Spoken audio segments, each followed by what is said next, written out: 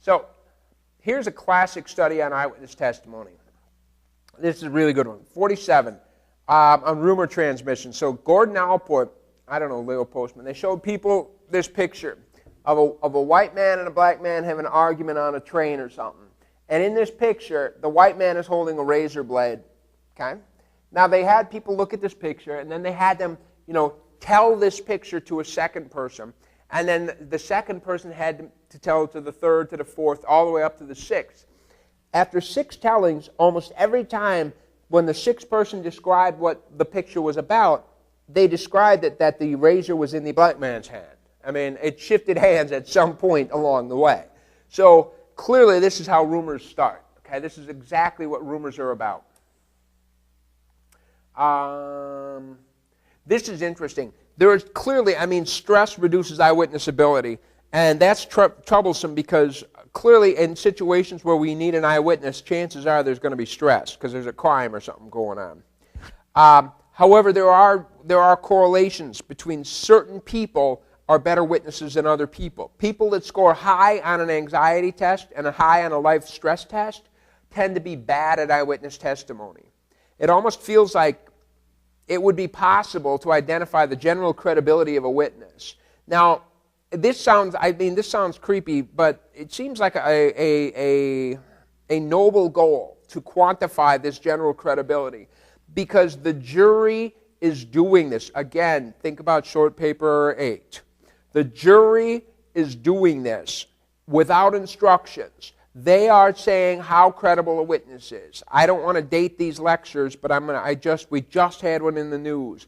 Dominic Strauss-Kahn, the dude in New York City, head of the IMF, the French dude, and he was accused of attacking and raping a hotel maid.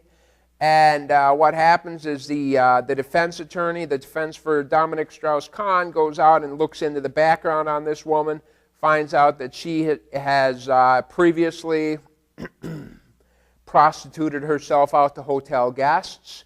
And all of a sudden, though this is an irrelevant point of information, the prosecution says, you know what, we're just going to drop this thing. We're just going to let this go because this witness is no longer credible to us. We can't trust this girl. How about gender? Well, that's interesting. Sometimes we find experiments where males are better at witnessing, and sometimes we find females are better. But really what it comes down to is males are, if you want to know about the make and model of a car, don't ask a woman, right? And if you want to know what type of purse somebody was carrying, don't ask a guy.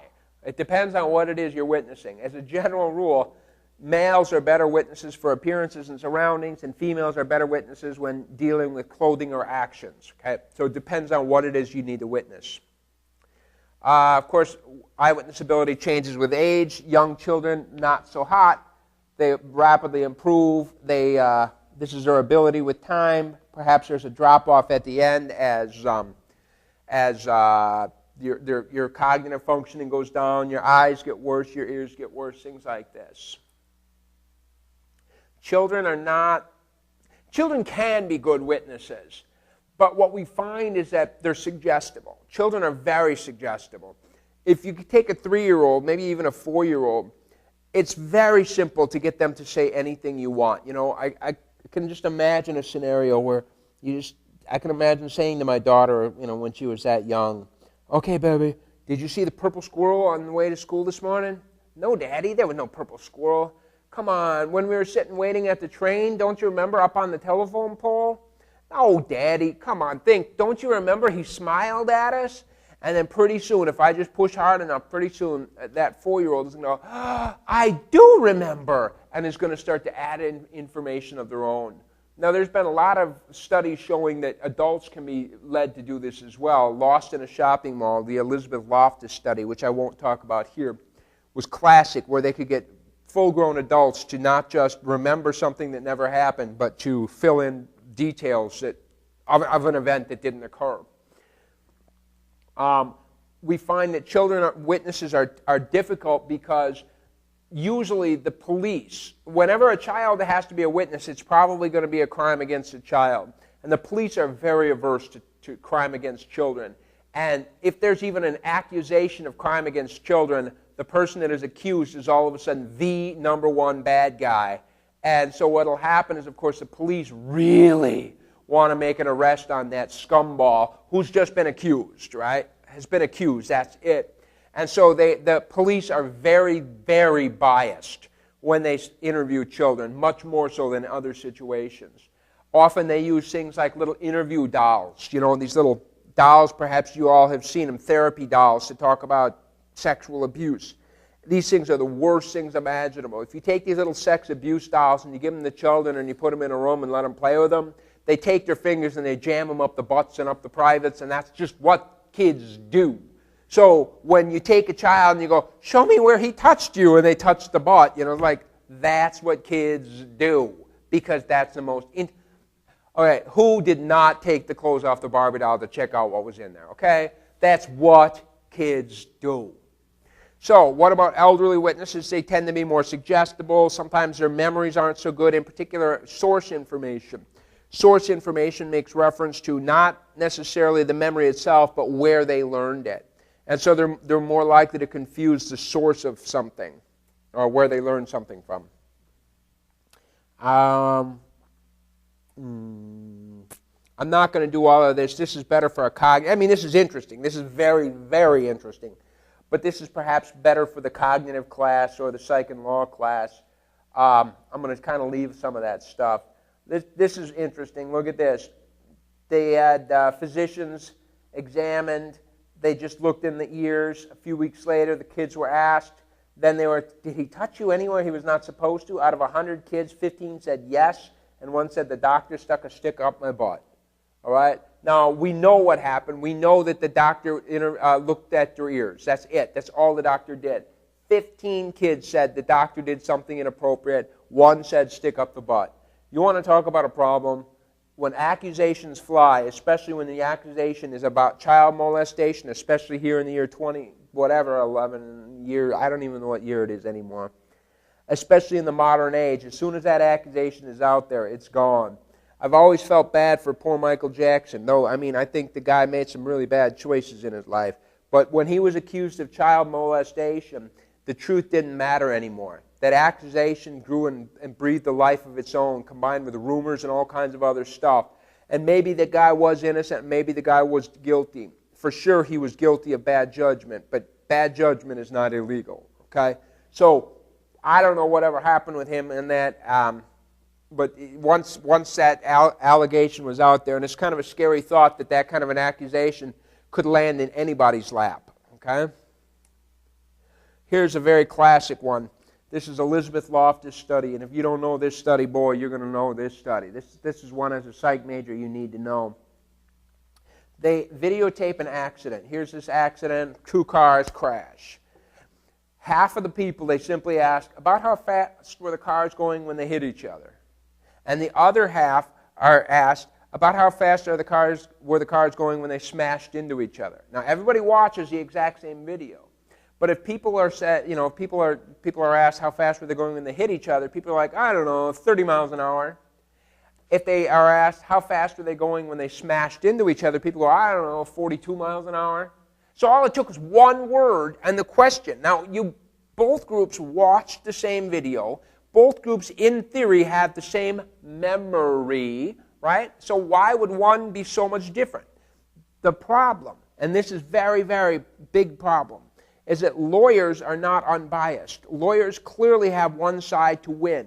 Lawyers know this stuff. You can change the accident from a local street accident to a highway accident just by one word, hit versus smashed. This is cool, but it gets better. They said, thank you very much. They sent them home.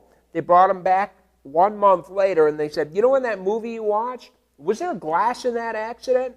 And those people that had been asked how fast were they going to hit each other, and they go 30 miles an hour, they're more likely to say, you know what, there was no glass. And those people that had said smash and then said 42 miles an hour, they said, yes, there was glass. What happened? What happens is, of course, once somebody says 30 miles an hour, they begin to build their memory around that. Oh, 30 miles an hour is just a fender bender. And fender benders typically don't have glass. And so the entire memory is formed based on the response, is based on the wording that you use to ask them a question, and then the memory, once it's in the memory system, just sort of changes itself, becomes something new and something different with time. This is a very similar one, but not as interesting. This is very good. Interviewers must keep questions free of hidden assumptions. That's crazy. Okay? When questioning a witness to a robbery, the police might ask, "How tall was he?" It implies the culprit was both tall and male. All right? That's some big assumptions you're making.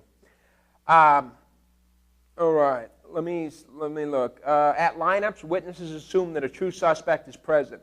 It's like a multiple choice test, okay? It's not fill in the blank, right? It's multiple choice. One of the answers is here. You don't even have to know the right answer. You just have to pick the one that looks the closest. So take a look at this lineup, okay? Since this lady assumes the bad guy is one of these, which one is it going to be? A blind dude, a little kid blowing bubble gum, an old lady in a wheelchair, or this Jesus-looking dude? This dude is screwed, okay? Because he looks closest to the wrong guy, okay? He looks closest to a bad guy. He looks like the prototype of a bad guy, okay? So if people can't pick out the bad guy, they just pick the one that was closest. I like this one too. That's him. That's the one. I'd recognize that silly little hat anywhere. That's pretty good. All right. So clearly, false identification is a really big deal. And so there's a lot of different things. Again, I'm not going to get into all of this because it's perhaps something you should be reading for. It is something that we would touch on heavier in your cognitive class or your psych and law class, but very cool stuff. Very fascinating stuff. Here's one last thing I want to talk about before I take a pause. Here's a list of facts, okay, phenomena. Let's say question wording. An eyewitness's testimony about an event can be affected by how the questions put to that eyewitness are worded. And of course that was hit versus smashed. 98% of experts on eyewitness testimony think that's true. Only 85% of jurors agree with this. Now this is trouble because the jury is a jury of your peers, and your peers are not educated on this stuff. Your peers are frankly kind of stupid. So we look at some of this other stuff. Well, I can't read it there. Lineup instructions. Police instructions can affect how eyewitnesses' willingness to make an identification. Basically, the experts know this stuff to be true. Jurors do not, okay? Accuracy versus confidence. That is to say, people are more and more confident, but that just because they're more and more confident doesn't not mean that they're more and more correct. So look at this. The problem is that here's what's really happening. Here's what jurors believe. And unfortunately, if you're being accused of a crime, it is these jurors that your fate is in their hands. It's not the experts that actually know how things work, okay? We'll come back, we'll take a pause here, and we'll come back and we'll talk the rest of this chapter in a minute.